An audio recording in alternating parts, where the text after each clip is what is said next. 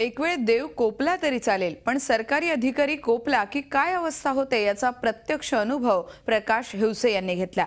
Zee 24 तासनं त्यांच्या प्रश्नाची दखल घेतली, पण त्यांच्यावरच्या अन्यायाला वाचा फोडण्यापूर्वीच त्यांना न्याय मिळाला। पहा काय रिपोर्ट।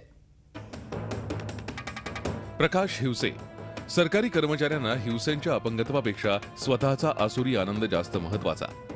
नागपुरातल्या शिवण गावामध्ये हिवसेंचं वडिलोपार्जित घर आहे।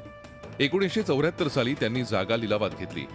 हिवसेंच्या शेजारीच आणखी दोघांनीही जमीन विकत घेतली।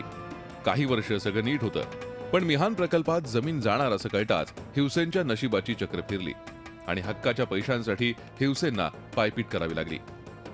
हक्काच्या जमिनीचा मोबदला मिळत नाही म्हटल्यावर हिवसेंनी झी हेल्पलाईनशी संपर्क साधला। त्याबाबतची बातमी आम्ही केली, पण ती प्रसारित होण्यापूर्वीच हिवसे यांना त्यांच्या जमिनीचा मोबदला मिळालाय। बातमी केल्यानंतर 2च दिवसात हिवसे यांच्या बँक खात्यात 11,10,500 रुपये जमा झाले। याला झी हेल्पलाईनचा दणकाच म्हणावा लागेल।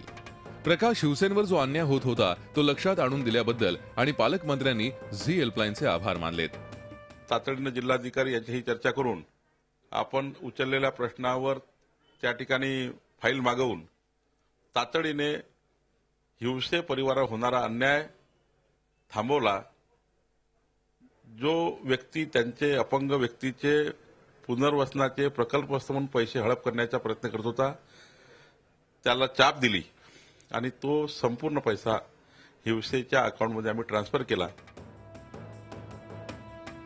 मिहान प्रकल्पासाठी सरकारनं ज्या जमिनी अधिग्रहित केल्या होत्या त्यात हिवसेंच्या जमिनीचाही समावेश होता। जमिनींचं मोजमाप करून मोबदला ठरवण्यात आला।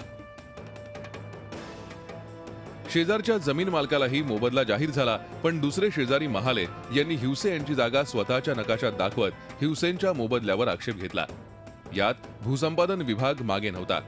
उपजिल्हाधिकारी रमण जैन यांनी प्रकाश हिवसे आणि त्यांचे शेजारी संजय हिवसे यांची मोबदल्याची रक्कम थांबवली, पण महाले यांना 58,24,482 रुपये मोबदला चुकता करण्यात आला। एवढ्यावरच न थांबता जैन यांनी प्रकाश हिवसे आणि संजय हिवसे यांना न्यायालयातून पैसे घ्यायला सांगितलं। प्रकाश हिवसे यांनीही मग आपली भूमिका मांडली। मोबदला द्यायचाच असेल तर तिघांनाही द्या, नाहीतर कोणालाच देऊ नका। एकाला मोबदला द्यायचा आणि इतर दोघांना मानसिक त्रास द्यायचा असा प्रकार करू नये अशी विनंती त्यांनी केली। यात काहीतरी काळवेर असण्याची शक्यताही नाकारता येत नव्हती।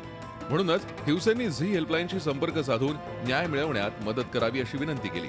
हेल्पलाईनच्या टीमनेही याबाबत बातमी केली आणि संबंधित अधिकाऱ्यांना गाठलं।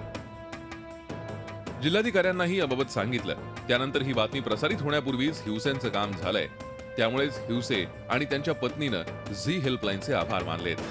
पैसे मिहानच्या ऑफिसमध्ये अटकलेले होते आणि झी हेल्पलाईननी जी मला मदत केली त्याच्यामुळे 2 दिवसा अगोदर आपण जी न्यूज दाखवली माझ्याबद्दल, तर आज माझ्या अकाउंटमध्ये पूर्ण पैसे जमा झाले। झी हेल्पलाईनचे मी खूप खूप आभारी आहे, कारण की ते आले आणि त्यांनी 8 दिवसातच आम्हाला पैसे मिळवण्यात खूप मदत केली। त्यामुळे मी त्यांचे खूप खूप आभारी आहे। गरीब, गरजू आणि अपंग व्यक्तीला न्याय मिळाल्याचा आनंद झी हेल्पलाईनला नक्कीच आहे। तुमची असेल अशीच काही समस्या तर लढा व्यवस्थेशी। झी हेल्पलाईन त्यासाठी नेहमीच तुमच्या सोबत असेल। Amit Deshpande, Zee media, Nagpur. Zee 24 तास रहा एक पाऊल पुढे।